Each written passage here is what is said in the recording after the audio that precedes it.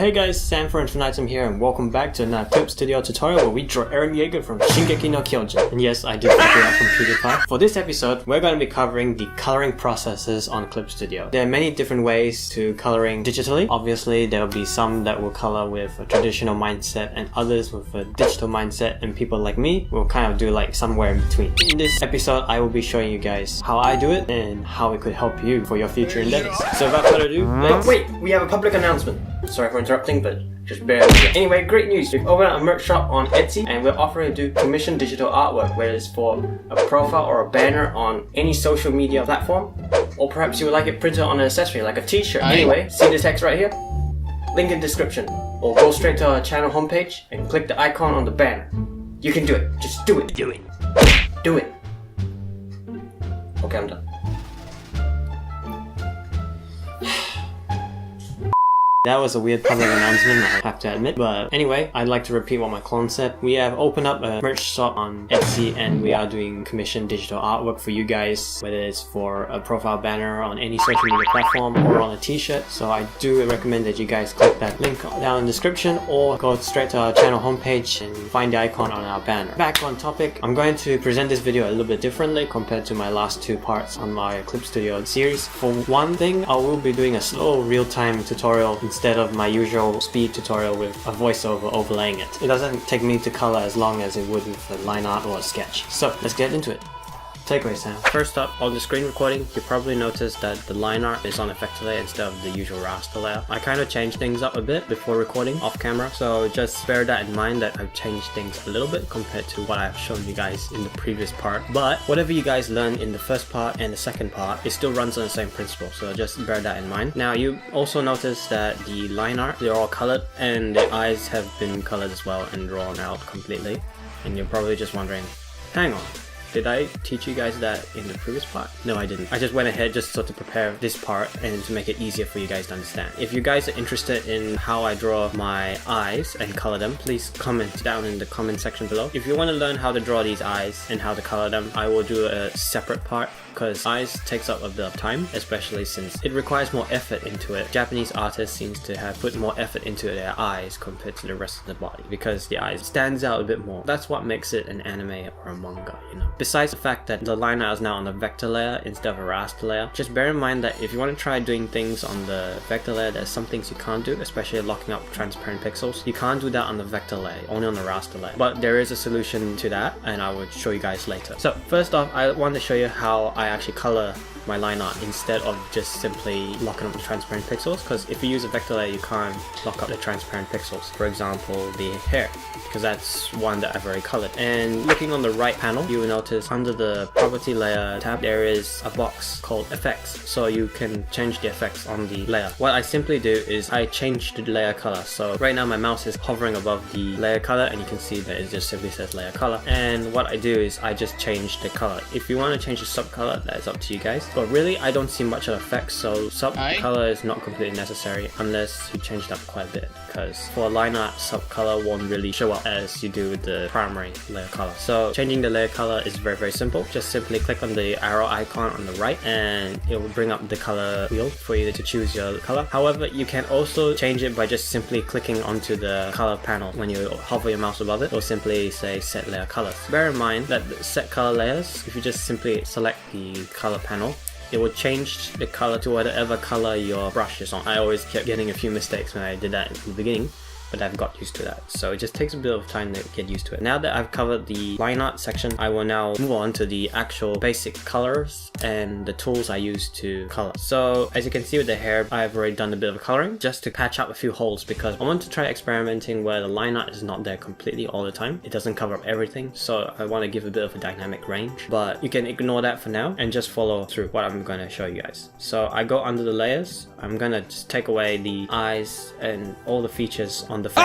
Once I've done that, I can now color the skin. So what I'm going to do is, you can already see that I've already selected the color scheme. If you watched the previous part, it was there since then. Clicking on the eye tool or eyedropper, just select whatever, or you can actually do a right click on the mouse. It's all the same. And then just simply G twice so that you go to the fill tool and make sure that you're on a new layer. I recommend splitting your layers as well. Don't put them all into one layer. It gets a bit too complicated. Just do the same thing like what you do with the line art. And simply fill in, easy, right? Now there's a little catch, because if you are not aware that there's actually like a little gap with the line art, the fill that you're doing for the skin will actually leave and then it will cover the entire page. So you want to also be wary of that. There'll be some parts where the line art will actually cover up quite a bit and the fill won't actually enter. If there's any gaps, just simply pick up your pen and just fill in the gaps, because literally the fill is kind of like a shortcut, really. It's a shortcut for me just to fill in very fast, because when I was young, I liked to doodle, but I hated coloring. So that's what I actually kind of do. So anyway, now that we're finished with the skin, we can prop back the line art again. I kind of do that so if I find that the line art is actually a bit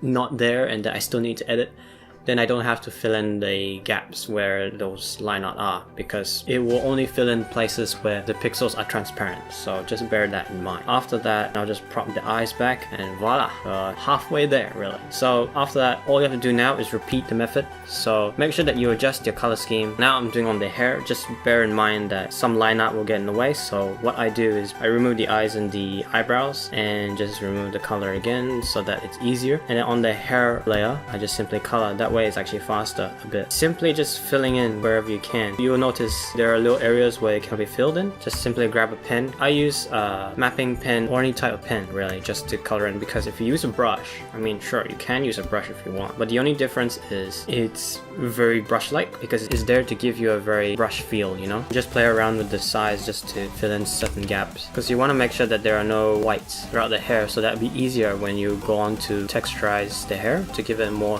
hair look. As I probably mentioned, once you're texturizing the hair and the skin and you use the tool to clip at a layer below, it will only cover places that is not transparent, so wherever that has been drawn on, and those whites indicate that it's transparent, so when you're texturizing it won't cover that area, so you got to make sure that you cover it. If you watch Learn to Draw Manga, she does teach you how to use maybe a select tool for the color. But this is just my method, which you can easily either follow, or if you think this is a very slow method, by all means, there are several options you can actually approach this method. But this is the method I'm quite comfortable with. So once I'm done with this, I'll move on to the next section.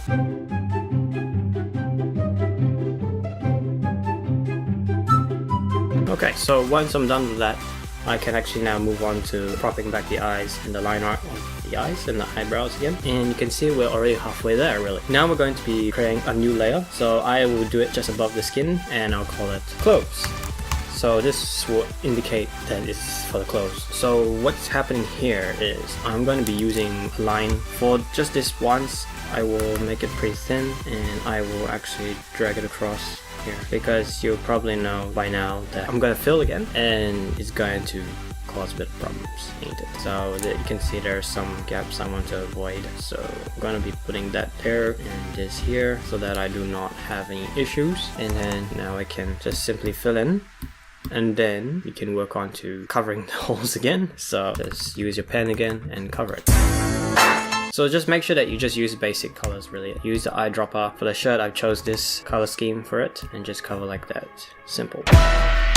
Now because the line art sometimes can be a bit funny, what I also sometimes do is I will actually use a separate layer. You can see, for example, the threads that connects to his neckline. The color is not really there. I want it black, and due to the layer effect, it actually took it out and gave it a completely different color. And since it's a vector layer, I can't lock transparent pixels for some reason. But here's what I'm going to do. I'm going to create a new layer and I'm going to clip at the layer below. So you'll see a red line now attached to it just to indicate that it is clipped on. And I will just call it thread. I'm going to make sure it's black, and from here you can see it begins to color it. Just be aware that it will also go like over here, which I don't want it over there. So I'm just going to be really careful.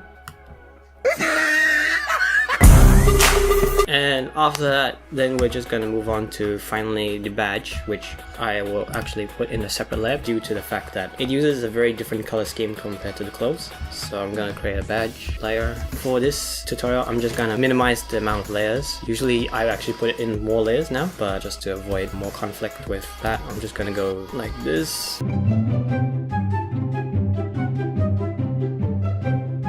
So that's the tools I use. I literally just use the fill tool. I stick it to refer to other layers, so it refers to multiple layers instead. I don't want to refer to only the editing layer because it's kind of randomized here and there, and it can get a bit conflicting if you just refer to only one layer. So I just stick to refer to other layers. That way it will actually cover up everything, even with your line art as a border. Just bear in mind that you need to be aware that if your sketch is still under it, it will refer to the sketch layer as well, and you'll cause a build model. So just remove the layers that you don't want it to refer to, and everything will be fine. Besides that, I also use the pen tool. I'm going to move on to texturizing in the next part because I want to keep this video short as possible for now, and just let you know that I use a variety of different brushes in the brush tool section. I like the watercolor brush for texturizing, and I'll show you guys that in the next part. The next part I'll do will be texturizing, which won't actually really cover much, and one very vital part will be the cell shading. So back over to you, editing Sam. So that is it for this video. I do hope it was informative enough for you. Just before we wrap up this video, I want to pass on a few notes to you guys. First of all, yes, we haven't been uploading as many videos for the last few months as we had done when we first started this channel. Obviously, we have several different projects coming up as announced in the intro of this video, and we do have something called life to deal with, which everybody should be dealing with in the first place. Anyway, we're also hoping to bring back gameplays very soon.